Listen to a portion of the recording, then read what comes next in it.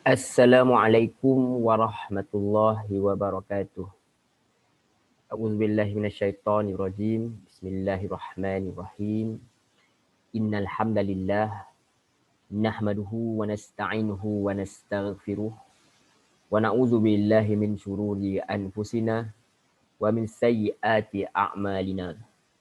May yahdihillahu fala mudilla lah wa may yudlil fala hadiyalah. Asyhadu an la ilaha illallah wahdahu la syarikalah wa asyhadu anna Muhammadan abduhu wa rasuluh. Qala Allah Ta'ala ba'da a'udzu billahi minasyaitonir rajim. Ya ayyuhalladzina amanu taqullaha haqqa tuqatih wa la tamutunna illa wa antum muslimun. Rabbi shrah li sadri wa yassir li amri wahlul 'uqdatam min lisani yafqahu qawli. Amma ba'd. Alhamdulillah, summa alhamdulillah. Apa khabar tuan-tuan, puan-puan, muslimin muslimat yang dirahmati Allah. Kita bersyukur kepada Allah Subhanahu Wa Taala kerana dengan izinnya, dengan limpah kurnianya, dengan kekuatan yang datang daripadanya, dengan keberkatan yang datang daripada Allah Subhanahu Wa Taala, semuanya dengan izinnya, dapatlah kita bertemu sekali lagi, alhamdulillah, dalam program kita. Dalam pertemuan kita untuk kita memperbincangkan ayat-ayat yang terdapat dalam Al-Quran, tentu sahaja kita mahu memperbincangkannya untuk kita memahaminya. Mudah-mudahan kita dapat mengamalkannya, segala ajaran-ajaran yang terdapat dalam Al-Quran ini, agar kita memperolehi kebaikan di dunia dan di akhirat. Itulah harapan kita, itulah niat kita sebenarnya. Apa yang kita pelajari ataupun kita perbincangkan ini hanyalah untuk mencapai keredaan Allah semata-mata.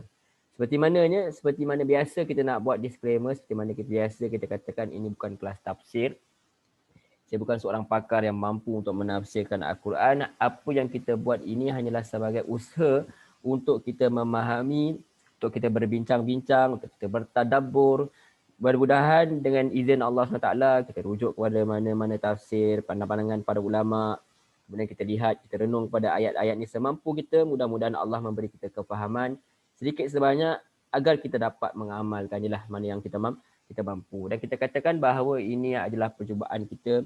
Seperti mana adalah sebenarnya adalah usaha kita, sedikit sahaja usaha kita. Kerana apa?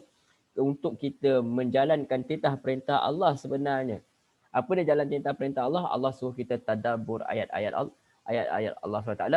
Maka ini adalah usaha kecil kita, apa dia, untuk kita merealisasikan, untuk kita mematuhi perintah Allah Subhanahu Wa Taala itu.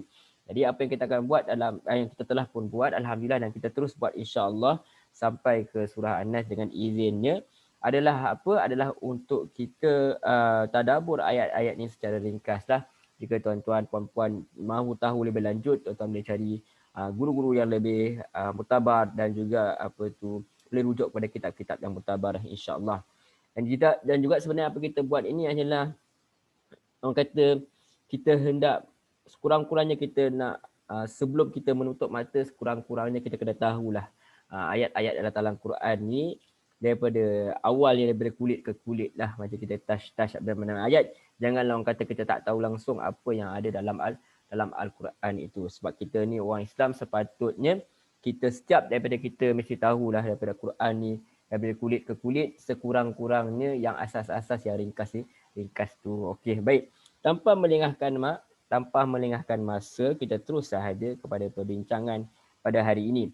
Alhamdulillah, kita telah pun selesai memperbincangkan ayat sehingga ayat yang ke-88 daripada surah Al-Baqarah.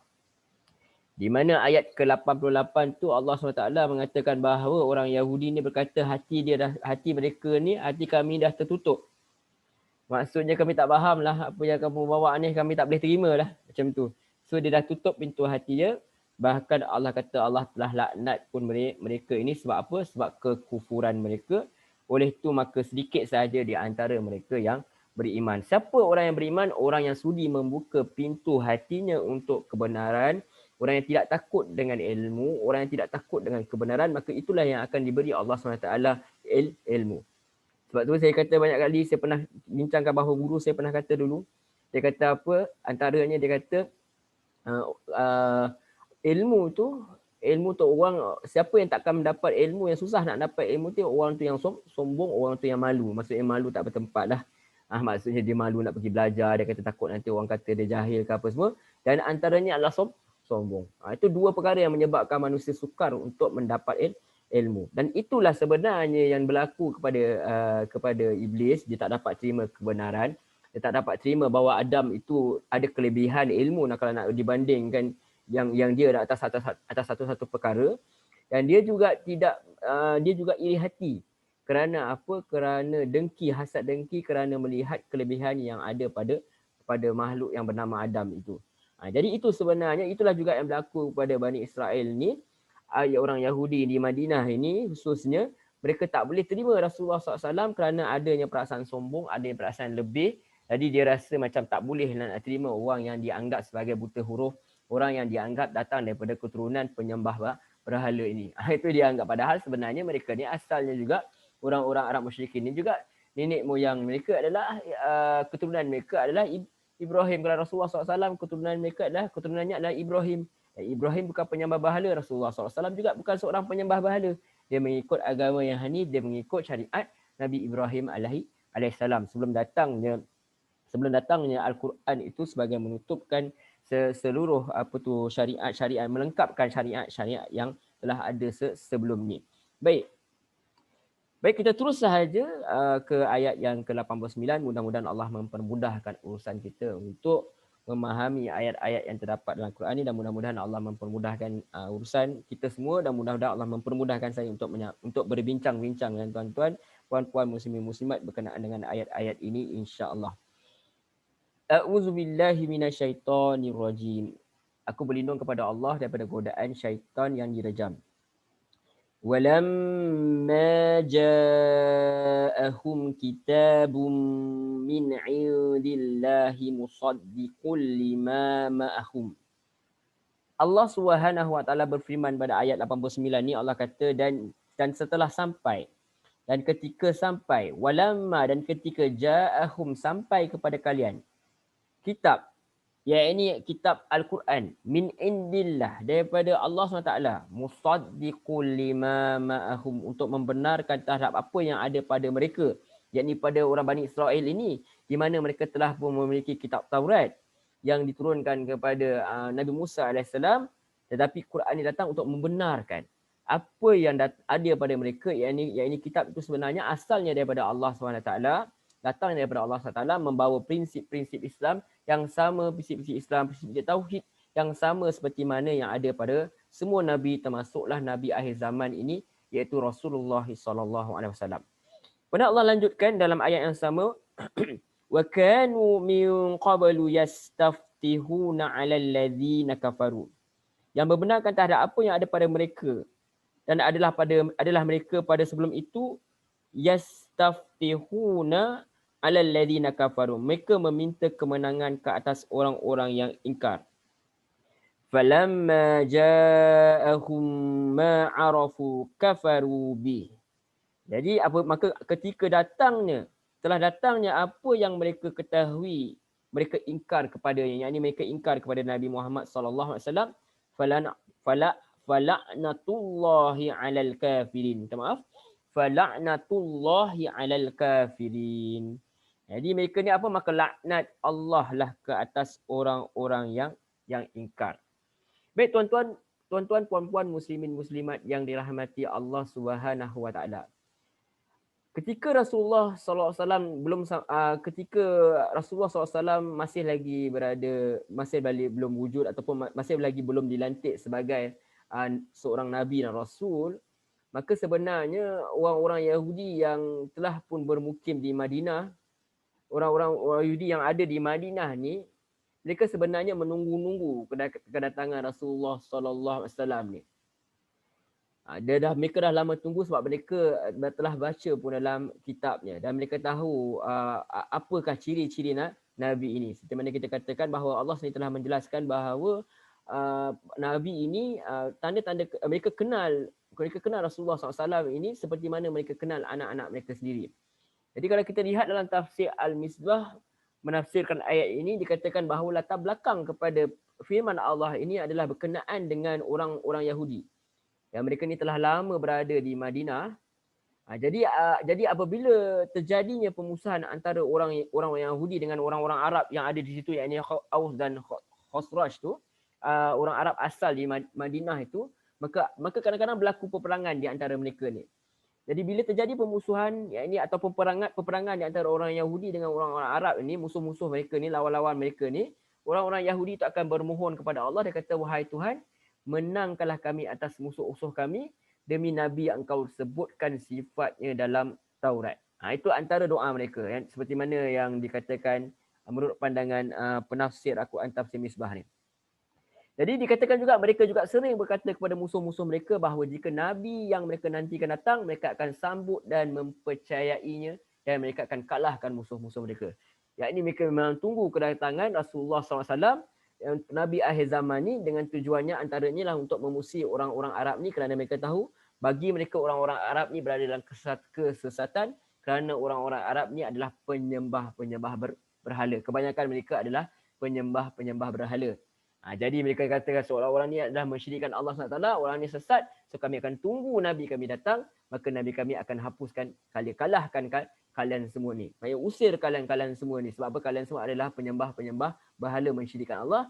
Kalian ni semua adalah golongan-golongan sesat, padahal mereka lupa, mereka tidak menyedari bahawa mereka juga tergolong dalam golongan orang-orang yang telah sesat. Kerana apa? Mereka telah memasukkan, mereka telah mengubah ayat-ayat Allah, mereka telah mengubah mereka telah mengubah kitab Taurat itu sendiri yang diturunkan kepada Nabi Musa AS. Mereka telah mengubah ajaran itu sesuai dengan hawa nafsu mereka sendiri. Itulah orang yang sesat ni. Ini orang Yahudi ini sebenarnya mereka sendiri tak sedar mereka sesat, tetapi mereka tunggu pada Nabi ni, Nabi yang akhir zaman ni, kononnya untuk bersama-sama memerangi orang-orang sesat, yang orang-orang kafir yang berada di Madinah itu, iaitu orang-orang Arab yang asalnya penduduk di Madinah itu. Wallahu a'lam. Jadi Allah SWT ceritakan kepada kita, apabila telah datang Rasul itu, seperti mana yang mereka nanti-nantikan, dan mereka tahu pun ciri-ciri yang mereka lihat kepada Rasulullah ni, mereka tahu pun bahawa ini adalah Nabi akhir zaman, tetapi apa yang berlaku kepada mereka ini, mereka ingkar. Mereka kufur kepada apa yang dibawa oleh Allah, Rasulullah SAW, iaitu Al-Quran. Kerana apa? Kerana atas dasar dengki. Kerana iri hati. Kerana Nabi yang akhir zaman ni mereka tak sangka bahawa akan datang daripada bangsa Arab. So mereka tak boleh terima. Padahal kita tahu ini cuma antara alasan-alasan sahajalah. Sebab sebelum ini pun dalam kalangan mereka, Bani Israel ini banyak sekali para Nabi yang datang daripada kalangan bangsa mereka sendiri, iaitu Bani Israel juga.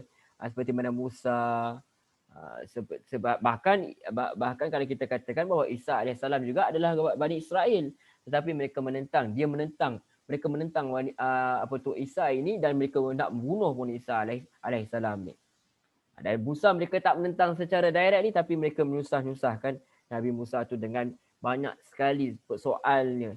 Bila Nabi Musa suruh buat ni, dia soalkan. Banyak sekali penentangannya.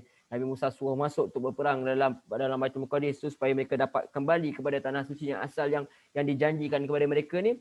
Mereka persoalkan banyak. Mereka tak mau ikut, mereka tak mau turut. InsyaAllah kita akan bincangkan nanti. Jadi bukan soal Rasulullah sahaja sebenarnya mereka ini, memanglah Allah kata bukan sahaja Rasulullah ini mereka tentang, tetapi bahkan sebelumnya ada sebahagian daripada mereka yang orang Bani Israel ini asalnya ada pada Nabi yang mereka ingkar, dan bahkan ada pada Nabi yang mereka bunuh pun.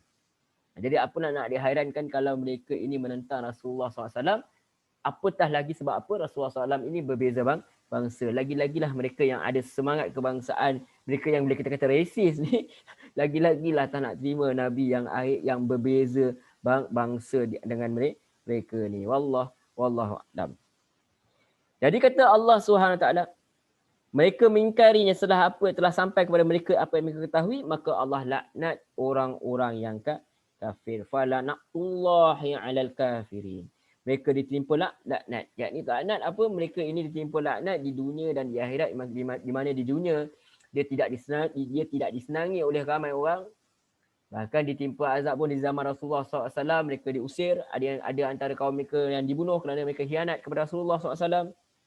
Jadi dan tentu sahaja azab di akhirat kelak ialah mereka akan kekal selama-lamanya di dalam azab api neraka kerana mereka telah tahu kebenaran tetapi mereka menyembunyikannya dan mereka menolak kebenaran itu dan menyembunyikan kebenaran itu daripada orang-orang lain. Wallahu a'lam. Kemudian Allah SWT melanjutkan firman-Nya pada ayat 90.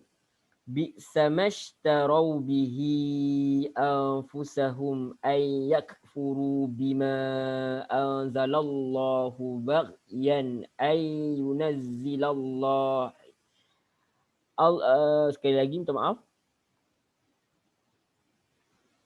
Bi'sa mashtarau bihi anfusahum, sangat buruk apa yang mereka jual dengannya, iaitu diri-diri mereka. Ay yakfuru bima anzalallahu baghyan, untuk mereka ini mengingkari terhadap apa yang diturunkan Allah. Kerana apa kata Allah? Allah jelaskan sini, kerana baghyan, kerana dengki. Ay yunazzilallah, terhadap apa yang Allah turunkan. Min fadli, sebahagian daripada kurniaannya, iaitu wahyu. Ala, ke atas man yasha'u min ibadi, ke atas siapa sahaja yang dia kehendaki daripada kalangan hamba-hambanya. Jadi kerana apa? Allah SWT sendiri menjelaskan bahawa ada antara nabi-nabi yang mereka ini tolak, termasuklah Isa AS, termasuklah Rasulullah SAW, terutama ya kalau kita lihat sekali Rasulullah SAW, kerana dia dengki. Mereka dengki kerana kurniaan ini dikurniakan kepada bangsa selain daripada bangsa mereka sendiri. Padahal kalau datang pun daripada bangsa mereka pun tak kena dengan diri mereka, tak kena dengan hawa nafsu mereka, mereka tolak juga. Tetapi mereka terpaksalah bermanis-manis mulut. Sebab apa? Sebab tidak ada alasan untuk mereka menolak secara direct, sebab nabi-nabi itu datang daripada bangsa mereka. Pun gitu ada yang mereka bunuh juga. Jadi kalau kita lihat kalau kita lihat kepada Rasulullah SAW ni, lagi-lagilah sebab mereka lihat kepada orang-orang Arab ini, bagi mereka orang-orang Arab ini low lah, terutama yang berada di Mekah ni. Mereka ni kebanyakannya ada yang buta huruf, tempat di Mekah tu apa yang ada kan. Jadi kalau nak dibandingkan bagi mereka lah, kalau nak bagi mereka ini, kalau mereka lihat kepada orang-orang Arab ni semua, kebanyakannya mereka menyembah berhala. Sebagi mereka tidak mensyirikkan Allah SWT. Mereka ni orang yang berilmu. Padahal akhirnya Allah buka juga, bila Quran ni turun, Allah buka juga bahawa mereka ini adalah sebenarnya datang daripada keturunan yang menyembah berhala juga. Kalau kita tengok zaman Nabi Musa AS, orang yang Islam itu sendiri pun mereka ni apa, mereka menyembah patung lembu. Yang ketika Nabi Musa AS bermunajat kepada Allah SWT untuk mendapatkan Taurat, mereka melakukan perkara yang mensyirikkan Allah SWT. Maksudnya mereka pun dengan orang-orang Arab yang kafir ini pun sama sahaja dari segi sudut kekafiran mereka. Kerana apa? Salah satu lagi sebab mereka ingkar kepada Nabi. Ada nabi-nabi yang mereka ingkar, mereka tak terima Isa AS, mereka tak terima Rasulullah SAW, ingkar kepada satu sahaja Nabi, maka bermaksud orang itu telah kufur kepada Allah SWT. Betul, Allah kata mereka ni dengki. Mereka dengki kepada apa? Sebahagian daripada kurniaan kepada siapa yang Allah kehendaki. Allah bagi kurniaan kepada siapa yang dia kehendaki. Seperti mana Allah beri kepada Adam AS untuk jadi khalifah di muka bumi dan digantikan oleh cucu cicit dia. Anak-anak dan cucu cicit dia semua akan menjadi khalifah di muka bumi ini. Maka iblis rasa dia dengki lah, sebab dia kalau nak kata dari bagi seniority, dia lah senior. Kalau nak kata macam tu. Jadi kalau itulah sebenarnya yang Allah nak ajar kepada kita. Janganlah kerana kita ini lebih tua ke, atau kita kata kadang-kadang perkataan dia kata apa, aku lebih dulu makan garam, macam tu, sebab tu kena darah tinggi tu kan. Sebab tu dia tak nak terima. Pada kita tengok orang-orang budak-budak ni datang, mungkin balik daripada universiti ke, daripada Jordan ke, daripada Madinah ke, daripada Mesir ke, datang bawa apa, nak mengubah masyarakat. Ada perkara yang sedikit-sedikit tu yang membawa yang kurafat, yang boleh membawa kepada kesyirikan, ditegur. Maka orang-orang yang lebih lama, lebih senior ni, apa dia kata, dia rasa macam termalulah, dan dia rasa macam dulu ni siapa yang bagi yang jaga kamu, yang beri kamu ilmu. Kami siapa? Kami ni lebih tua, kami lebih dulu makan garam. Ini antara sebenarnya hujah-hujah, bukan saja hujah-hujah pada zaman dulu, tetapi sehinggalah sekarang pun, dan barangkali mungkin sampai ke akhir zaman pun, apabila seseorang ini telah merasakan diri dia berilmu, dia tengok ada orang muda cuba buat perubahan, maka dia akan tentang. Kerana apa? Kerana dia rasa macam malu kepada diri sendiri. Sepatutnya dia yang buat perkara tersebut. Sepatutnya dialah yang mengislahkan masyarakat ni, tetapi dia tidak buat. Bila ada orang buat, dia terasa hati, maka dia tolak kebenaran dia. Itu yang berlaku kepada orang Yahudi. Orang Yahudi ni sepatutnya mereka ahli kitab, mereka ada ilmu, sepatutnya mereka lah yang membuat islah, mereka lah yang buat pembaikan, pemulihan. Tapi malangnya mereka sama-sama. Seperti mana orang-orang yang jahil, seperti mana orang-orang yang menyembah berhala, mereka juga membuat kerosakan di muka bumi Allah ni, sama seperti mana orang yang tidak berilmu. Maka ilmu itu tidak bermanfaat kepada diri dia. Sebab tu kita minta kepada Allah SWT, Nabi ajar kepada kita, Allahumma inni as'aluka ilman nafi'an. Ya Allah, berikan kami ilmu yang bermanfaat. Bukan sekadar ilmu tu bermanfaat, ilmu tu satu ilmu yang baik seperti Al-Quran, tetapi Al-Quran tu bermanfaat pada kita. Kalau sekadar Al-Quran tu tentu saja bermanfaat, tapi kita tak ambil manfaat, termasuklah kita tidak mendapat ilmu yang bermanfaat. Kita sekadar baca saja tapi kita tak amalkan, bermaksud ilmu itu tidak ada gunanya kepada kita. Wallahu a'lam. Jadi kata Allah SWT, sangat buruklah perbuatan mereka. Bi'samastarau bihi anfusahum an yakfuru bima anzalallahu ba'yan ay yunazzilallahu min fadlihi ala man yasha'u min ibadi. Sangatlah buruk perbuatan mereka menjual dirinya dengan mengingkari apa yang diturunkan oleh Allah kerana dengki bahawa Allah menurunkan kurniaan kepada siapa yang dia kehendaki di antara hamba-hambanya. Sebab itulah kalau kita lihat dalam sejarah sendiri, dalam sejarah kehidupan, dalam Al-Quran pun kita lihat bahawa murka pertama Allah SWT kepada mereka ni kerana mereka membangkang Nabi Musa AS. Dan seterusnya mereka tak terima juga kalau kita tak banyaklah Nabi-Nabi yang mereka bangkang. Bahkan mereka nak bunuh Nabi sebelum Nabi akhir zaman tu, Nabi Isa AS. Dan akhir sekali kita dapat lihat juga mereka nak menentang Nabi akhir zaman tu. Maka mereka cuba bunuh pun. Mereka cuba racun pun Rasulullah SAW. Bahkan ada pun kalau masa yang akhir-akhir tu. Akhir-akhir tu di mana Rasulullah pergi ke tempat mereka tu, kan dalam Khaybar tu. Orang Khaybar tu di mana diberi, kalau tak silap saya, dia diberinya daging itu dimakan, maka setelah Nabi dah makan sikit, so ada racun dah sikit dalam badan Rasulullah SAW. Mereka cuba bunuh Rasulullah SAW. Ini kerana apa? Kerana mereka dengki terhadap kurniaan Allah SWT kepada Rasulullah SAW yang berlainan bangsa kepada mereka. Sedangkan kata Allah SWT, Allah pilih siapa yang dia hendak bagi kurnia. Kerana itu hak Allah SWT dan Allah tahu siapa yang sesuai untuk mendapat kurniaan itu. Ini juga pengajaran kepada kita bahawa kita jangan dengkilah kalau orang lain tu lebih kaya daripada kita, ke lebih ilmu daripada kita. Kita usaha untuk jadi seperti mereka lah, untuk menjadi lebih baik, supaya kehidupan kita kehidupan yang baik. Tapi janganlah sampai kita tidak menerima mereka, sampai kita mendoakan mereka hancur ke, sampai kita mendoakan supaya kekayaan mereka atau ilmu mereka itu diambil, supaya mereka ni accident ke, supaya jadi tak cerdik ke apa semua. Jangan kita minta perkara-perkara tersebut, yang kita mohon kepada Allah kebaikan daripada Allah SWT. Jadi terserahlah Allah SWT tahu apa yang baik untuk kita. Sama ada kekayaan ke atau ilmu itu baik untuk kita. Sebab bukan semua ilmu yang kita mampu pelajari.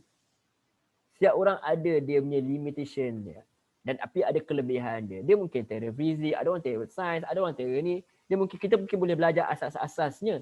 Tetapi untuk mendalam itu, Allah telah kurniakan kepada siapa yang mampu untuk melaksanakannya. Bukan semua orang boleh join jadi pemerintah negara, join politik, bukan semua. Sebab tu ada sahabat Nabi yang dia minta kepada Nabi pangkat lah kita kata, jadi pemimpin lah begitu macam tu. Tapi Nabi tak beri kepada dia.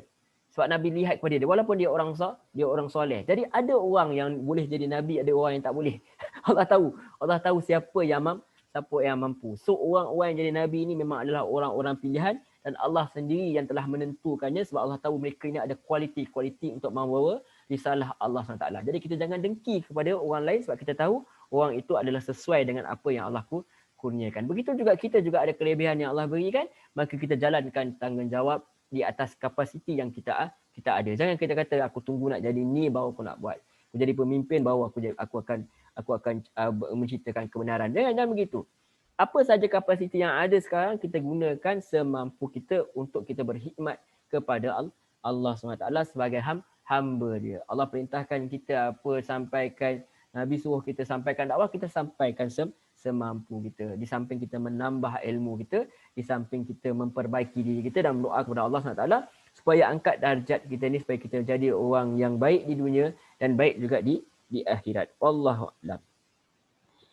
Jadi kata Allah lagi, Allah SWT berfirman, siapa yang tadi Allah SWT bagi tahu mereka ni berdengki kerana apa tu Quran itu diberikan kepada hamba-hamba yang Allah pilih. Kerana itulah kata Allah, mereka menanggung kemurkaan demi kemurkaan. Faba'u bighadabin ala ghadab.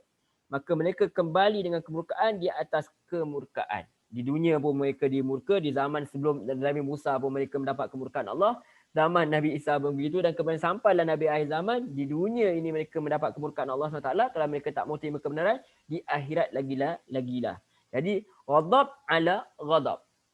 Inilah yang Rasulullah yang Allah SWT nyatakan bahawa minta apa, ihdinas siratal mustaqim, tunjukkan kami jalan lurus, bukan jalan orang-orang yang kamu murka ke atasnya. Bukan jalan-jalan orang yang sesat. Ini jalan-jalan orang yang murka adalah ditafsirkan oleh Nabi adalah orang-orang yang Yahudi. Dan orang-orang yang seperti dia lah. Sebab tu kita akan bacakan siratal ladzina an'amta alaihim. Kita minta supaya Allah bagi kita jalan yang lurus, iaitu jalan orang yang diberi iman. Ghairil maghdub, bukannya jalan-jalan orang yang dimurkai. Termasuk jalan orang yang dimurkai di sini Allah kata orang-orang Yahudi ini kerana mereka menolak kenabian yang Allah sendiri telah lantik kepada manusia-manusia dan lelaki-lelaki pilihannya. Sebab tu Allah kata faba'u bi ghadabin ala ghadab. Mereka akan kembali, yakni kembali ke kemurkaan, mereka balik kelak di akhirat, kita semua akan dikembalikan kepada Allah SWT kelak. Maka mereka akan kembali kelak di akhirat dalam keadaan kemurkaan atas kemurkaan. Ghadab ala ghadab. Na'udzubillah min zalik. Maka semoga Allah lindung kita daripada kemarahan Allah SWT, sedangkan Allah sendiri jelaskan dalam mafhum hadis, rahmat Allah itu mengatasi ataupun mengalahkan kemurkaannya. Tapi kalau Allah marah, bayangkan kita satu zat yang sangat pemurah, tiba-tiba kita ditimpa kemurkaannya, maksudnya kita dah buat sesuatu yang menyebabkan dia marah. Dalam satu kelas, kalau kita katakan, kalau kita bawa satu analogi lah, cikgu ni tak pernah marah pun dalam kelas dia. Tak pernah. Tapi tiba-tiba kita pindah sekolah, kitalah orang pertama yang dimarahi guru itu. Maksudnya teruk betul kita ni. Tak pernah dia marah seumur hidup dia. Tapi bila kita pindah ke sekolah tu, kitalah jadi orang yang dimarahi. Maksudnya something wrong. Something is not right. Kalau kita tengok Allah SWT ni memang by default dia adalah maha pemurah, maha penyayang. Tiba-tiba kita masuk dalam kemurkaannya, jadi something is not right dengan kita. Kita yang bermasalah, maka kita berkena muhasabah diri supaya kita tidak ditimpa kemurkaan Allah SWT. Kerana Allah kata walil kafirina azabun muhin, dan bagi orang-orang kafir siksaan yang menghinakan. Baik, kita teruskan ringkas insya-Allah. Ayat 91 Allah meneruskan firman-Nya, wa idza qila lahum aminu bima anzalallah. Dan apabila dikatakan kepada mereka berimanlah terhadap apa yang diturunkan oleh Allah, qalu nu'minu bima unzila alaina. Mereka kata apa? Orang-orang Yahudi ni kata kami beriman terhadap apa yang telah diturunkan kepada kami. Maksudnya kami dah beriman kepada Musa AS, kami beriman kepada Taurat. Gitu. Tapi Allah kata, Allah dedahkan apakah sebenarnya yang perangai sebenar mereka ni, apakah sebenarnya kedudukan mereka ini. Wa yakfuruna bima wara'ah. Dan mereka ni sebenarnya telah pun mengingkari terhadap apa yang sebelumnya. Mereka ingkar kepada Taurat. Mereka ingkar kepada Injil yang dibawa oleh Nabi Isa AS. Mereka kata Nabi Isa ni reka ajaran sendiri. Mereka kata Nabi Isa ni sesat. Wa huwal haqq. Padahal itu adalah sesuatu yang benar. Benar musaddiqan lima ma'ahum, dan benar lagi membenarkan terhadap apa yang ada pada mereka. Qul falima taqtuluna anbiya Allahi min qablu in kuntum mu'minin. Maka mengapa kamu membunuh, kata Allah SWT, para nabi Allah sebelumnya, jika kamu adalah orang-orang yang beriman. Muslimin muslimat yang dirahmati Allah Subhanahu Wa Taala. Jadi kita dapat lihat bahawa Allah SWT sendiri mendedahkan kepada kita dan juga kepada orang-orang Yahudi yang ada di Madinah ketika itu, dan kepada orang-orang Islam dan orang-orang yang dengar apa yang Rasulullah SAW bawa. Jadi bahawa orang Yahudi ni sebenarnya mereka telah pun mendapat kebenaran sebelum ini. Tapi ramai juga para nabi yang mereka bunuh kerana mereka tak suka dengan kebenaran itu. Sebab tu Allah terpelak kepada mereka ini. Mereka kata mereka tak nak beriman kepada Al-Quran sebab mereka dah ada kitab mereka sendiri, padahal kitab mereka pun mereka tak ikut. Sebab tu Allah SWT kata, Allah suruh Nabi SAW kata, Qul falima taqtuluna anbiya Allahi min qabl. Maka mengapa kamu membunuh para nabi kepada Allah sebelumnya? In kuntum mu'minin. Kalau betul kalian orang-orang yang beriman. Itu. Ini adalah satu tamparan hebat buat mereka ini, kerana perkara ini mereka sembunyikan daripada pengetahuan orang-orang Arab ni, maka dibawa, didedahkan perkara itu oleh Allah SWT melalui lisan Rasulullah SAW, iaitu melalui Al-Quran itu sendiri. Baik. Kemudian ayat seterusnya, walaqad ja'akum Musa bil bayyinat. Dan sungguh Musa telah datang kepadamu dengan bukti-bukti kebenaran. ثُمَّ اتَّخَذْتُمُ الْعِجْلَ مِنْ بَعْدِهِ وَأَنْتُمْ ظَالِمُونَ. Sungguh Musa telah datang kepadamu dengan bukti-bukti kebenaran, bawa banyak sekali mukjizat. Kemudian kamu mengambil patung anak lembu sebagai sembahan setelahnya, dan kamu orang-orang yang zalim. Ini yang paling hebatlah kalau kita katakan pendedahan ni. Pembongkaran oleh Allah SWT ni, dan ni edisi siasat ni. edisi pembongkaran. Habis terbongkar habis. Selama ni mereka katakan bahawa mereka ini nak memerangi orang-orang kafir ini, yang mereka anggap orang-orang Arab semua orang kafir ini, kerana mereka ini adalah penyembah-penyembah berhala. Sekarang Allah buka. Sebelum ni pun Allah dah buka dah. Kita dah baca dah sebelum ni. Dan di sini Allah jelaskan lagi bahawa mereka ini sebenarnya telah pun didatangkan mukjizat yang banyak oleh Nabi Musa AS. Banyak bukti-buktinya mereka lihat pun, apa tu, laut terbelah apa semua. Mereka lihat pun tongkat Nabi Musa tu tukar jadi ular apa semua.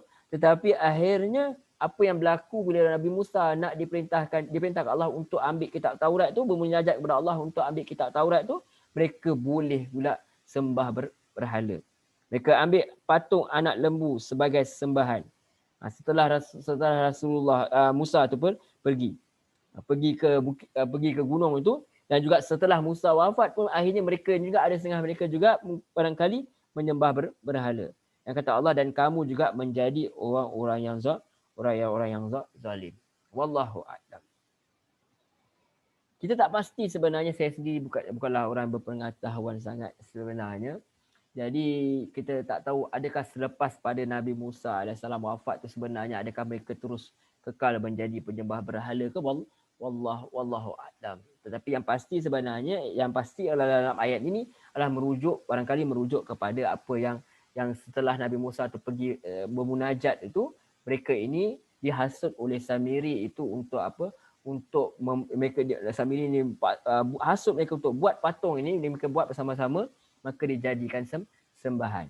Mereka kata inilah Tuhan Musa. Kalau tak silap nanti dalam ayat lain, tapi Musa lupa. Macam itulah lebih kurang.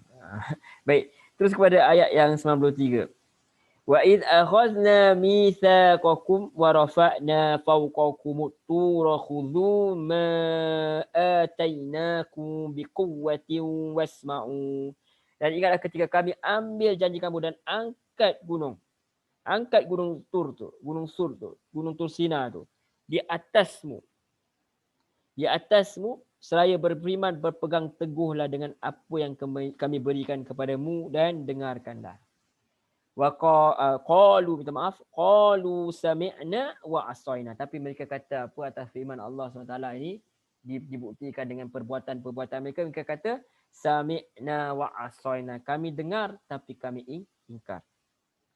Wa ushribu fi qulubihimul ijla bi kufrihim. Dan telah diresapkan ke dalam jantung-jantung mereka apa? Patung anak lembu tu, anak lembu yang mereka sembah ni, patung anak lembu yang mereka sembah ni kerana apa? Bi kufrihim, kerana kekafiran mereka. So ini sebenarnya pendedahan yang Allah berikan kepada kita. Bahawa mereka ini kerana apa? Kerana mereka telah ada di antara mereka yang telah menyembah patung anak lembu ni, maka ada sebenarnya mereka ini sebenarnya ada dalam hati mereka ni sebenarnya telah meresap pun perasaan sayang ataupun mahu memperhambakan diri kepada berhala tersebut. Maka susahlah bagi mereka ini untuk menerima perjanjian dengan Allah SWT, kerana sebenarnya awal-awal lagi mereka telah menolak perjanjian itu. Walaupun zahirnya kita nampak seperti mereka membuat perjanjian, tetapi sebenarnya dalam hati mereka tidak beriman, dan dibuktikan dengan pendedahan oleh Allah SWT ini, di mana mereka kata mereka dengar tapi mereka ingkar. Kalau kita lihat tuan-tuan puan-puan muslimin muslimat yang rahmat Allah, kalau kita lihat dalam tafsir Misbah, menarik sebenarnya apabila beliau menafsirkan berkenaan dengan perkataan sami'na wa asaina. Kami dengar, kami taat. Saya bacakan sedikit apa pandangan beliau berkenaan dengan sami'na wa asaina. Kami dengar dan kami taat. Yakni kata beliau adalah yakni membangkang. Kata penulis tafsir ni, kalau memang demikian makna jawapan mereka, maka sungguh buruklah sikap mereka. Tetapi ada sebahagian ulama kata lagi memperhaluskan makna itu dengan mengatakan bahawa penggalan ayat ini menggambarkan dua alat pengucap yang berbeza, iaitu ucapan lidah dan ucapan perbuatan mereka. Lidah mereka sami'na, yang ini kami mendengarkan, dia kata kami dengar, tetapi perbuatan mereka kata asaina, kami tidak taat, yang ini kami membangkang. Penulis juga mengambil pandangan Said Qutb rahimahullah ta'ala, di mana beliau menakalkan Said Qutb menjelaskan lebih jauh bahawa sebenarnya lidah mereka hanya mengucapkan kami mendengar, lidah mereka tidak berkata kami membangkang, tapi ayat ini memberi gambaran hidup menyangkut kenyataan yang bungkam seakan-akan dia bercakap. Dengan ucapan mereka berkata kami dengar dan taat, dan dengan perbuatan mereka kata kami membangkang. Kenyataan itulah yang memberi ucapan makna yang sebenarnya daripada ucapan. Makna itu jauh lebih kuat daripada apa yang diucapkan lidah. Gambaran hidup tentang kenyataan ini mengisyaratkan salah satu prinsip umum daripada sekian prinsip ajaran Islam, iaitu bahawa tidak ada nilai satu ucapan tanpa amal. Amallah yang dinilai atau kesatuan antara ucapan lidah serta gerak nyata, dan inilah menjadi dasar bagi ketetapan hukum dan penilaiannya. Demikianlah yang dijelaskan oleh Said Qutb rahimahullah ta'ala yang diambil oleh penulis tafsir Al-Misbah ini. Jadi dapatlah kita katakan wallahu a'lam, sama ada mereka betul-betul menyatakan depan Nabi Musa kami dengar dan kami tidak taat, itu satu perbuatan yang sangat kita kata hebatlah, sangat biadablah kita katakan begitu. Tapi ada juga pandangan bahawa oleh ulama seperti mana yang kita jelaskan tadi, ada yang berpandangan bahawa kata-kata dia kata kami taat, tetapi perbuatan dia mengingkari perkara tersebut. Wallahu a'lam. Itu antara penafsiran yang boleh kita lihat. Hanya Allah SWT yang mengetahui kebenarannya. Yang penting Allah menyatakan kepada kita ni, mereka kata sami'na.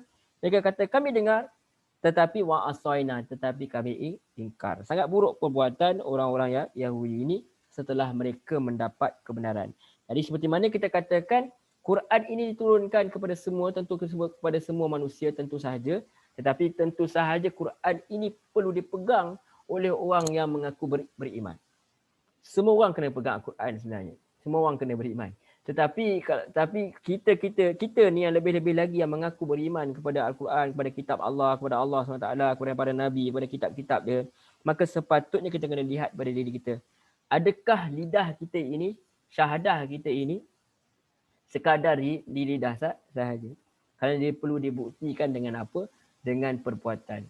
Adakah kita benar-benar sami'na wa ata'na, ataupun kita termasuk dalam sami'na wa asaina. Na'udzubillah. Kemudian Allah kata wa ushribu fi qulubihimul ijla bi kufrihim. Ini kerana apa? Telah diresapkan ke dalam hati mereka kesukaan untuk menyembah lembu kerana kekafiran mereka. Ini sebenarnya ayat ini sebenarnya kalau kita renung sebenarnya menakutkan sebenarnya. Apabila kita biasakan suatu benda membuat maksiat ke misalnya, ataupun kita buat perkara-perkara yang kurafat, kita buat perkara-perkara yang syirik, dia boleh jadi seolah-olah dah jadi boleh mendarah daging. Dia boleh masuk dalam darah daging kita. Seolah-olah bila datang kebenaran yang ingkar terhadap apa yang kita percaya, kita dah tak boleh nak terima dah. Sebab kita dah berpegang sangat pada apa yang kita percaya. Itu kita kata sebagai seorang penuntut Al-Quran, sepatutnya kita masuk dalam Al-Quran ni, buka lembayan demi lembayan, helaian demi helaian ni. Awal-awal kita masuk, kita kena datang dalam keadaan merendah diri. Aku ni hamba Allah, aku nak cari kebenaran. Sebab kalau kita lihat pada Ustaz Norman Alihan, dia antara pandangan dia, kenapa Allah tak bagi tahu Alif Lam Mim ni semua, antara hikmah dia sebab nak tunjuk pada kita ada benda yang kita tak tahu. Sebab tu Allah kata kepada malaikat, al-amu ma la ta'lamun. Aku tahu apa yang kalian tak tahu. So kita kena datang dalam keadaan aku tak tahu. Alif Lam Mim pun aku tak tahu apa. Ha Mim pun aku tak tahu apa. Jadi apalah, tentu sahaja Allah lebih mengetahui apa yang terbaik untuk aku. Jadi aku datang dalam Al-Quran ni dalam keadaan aku merendah diri dan aku mahu berubah.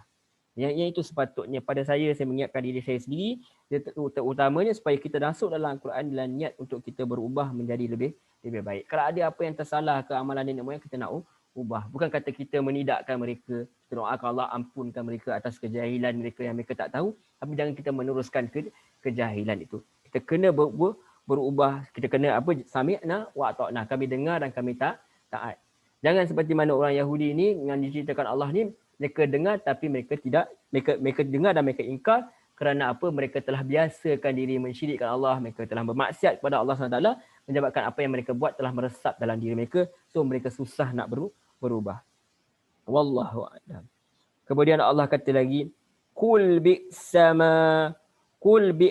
ma ya'murukum bihi imanukum in kuntum mu'minin.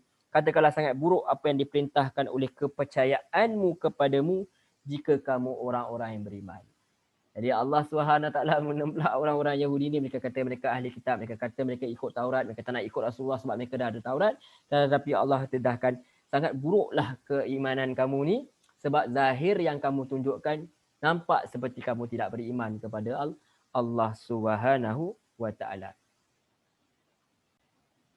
Tuan-tuan, puan-puan, muslimin muslimat yang dirahmati Allah SWT, kalau Buya Hamka rahimahullah taala dalam tafsir dia Al-Azhar, beliau kata berkenaan ayat, beliau komen berkenaan ayat alangkah buruknya apa yang disuruhkan oleh iman kamu itu. Kalau memang kamu beriman, beliau kata, kalau memang kamu beriman kepada syariat yang diturunkan kepada Musa, padahal terbukti ancaman runtuh gunung tidak merubah perangaimu dan perintah memegang Taurat, sungguh-sungguh dengan nyata-nyata kamu durhakai, memang amat buruklah pengaruh daripada apa yang kamu katakan beriman itu. Itu yang ditafsirkan, yang dikomenkan oleh Buya Hamka rahimahullah ta'ala. Wallahu a'lam.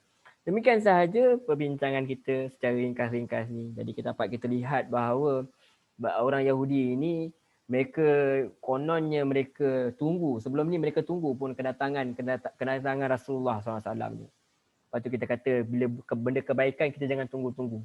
Kita kata nanti aku dah kaya baru nak sedekah.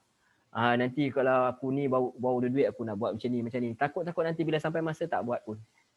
Seperti mana orang Yahudi ni. Jadi kita buat mana yang kita mampu setakat ni dan dalam masa sama kita berazam untuk melakukan lebih baik di masa akan datang, tetapi bukan hanya menunggu. Sebab orang Yahudi ni mereka dah ada pun kitab Taurat sebelum Rasulullah datang. Mereka boleh guna je apa yang ada dalam Taurat tu dahulu. Tapi mereka memalsukan, mereka ubah, mereka sesuaikan dengan diri mereka sendiri.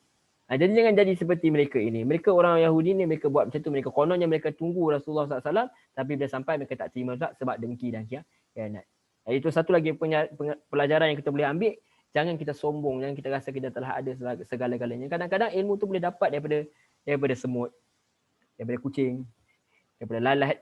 Maksudnya dengan kita lihat perkara-perkara ini, kita boleh dapat lihat kebesaran Allah. Ada ilmu yang kita boleh dapat bagi orang yang sentiasa berfikir.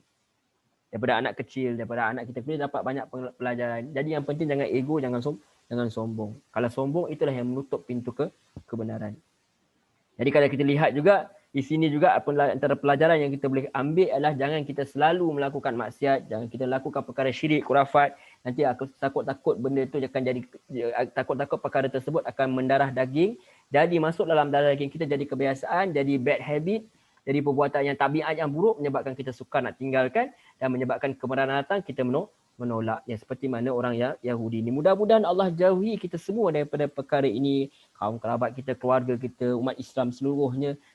Semoga Allah buka kita hati, beri taufik dan hidayah kepada kita semua. Mudah-mudahan kita mudah untuk terima ajaran daripada Al-Quran dan sunnah Rasulullah sallallahu alaihi wasallam.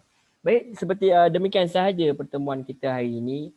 Saya minta maaf banyak-banyak, seperti mana biasa. Kalau ada mana yang baik, ambillah, mana yang bermanfaat ambillah, mana yang buruk tu tinggalkan, mana yang tersalah tersasul, apa tu, lari terus daripada tajuk tak apa-apa berada ni kata, tinggalkanlah yang buruk tu datang, yang baik tu datang daripada Allah, yang buruk tu datang daripada diri saya sendiri. Tapi kalau ada yang bermanfaat tu, tuan-tuan nak ambillah, doakanlah semua Allah, semoga Allah rahmati kita semua, supaya Allah mengampuni dosa-dosa kita semua, dan supaya Allah kumpulkan kita kelak dalam halakah ni yang elok, dalam keadaan yang baik, itu di syurga, dalam syurga Allah SWT. Moga-moga Allah izinkan kita semua supaya mencapai syurga Allah yang tertinggi, itu syurga Firdaus. Amin ya rabbal alamin. Baik, demikian sahaja pertemuan kita untuk kali ini. InsyaAllah ada izin dia, ada rezeki, ada nyawa, insyaAllah kita jumpa lagi dalam pertemuan kita yang berikutnya. Mudah-mudahan Allah izinkan. Kita tutup dulu dengan tasbih kafarah. Subhanakallahumma wa bihamdik, ashhadu an la ilaha illa ant, astaghfiruka wa atubu ilaik. Wa sallallahu ala Muhammad wa ala alihi wa sahbihi wasallam. Walhamdulillahi rabbil alamin. Wassalamualaikum warahmatullahi wabarakatuh. Terima kasih banyak tuan-tuan, puan-puan, muslimin, muslimat yang dirahmati Allah.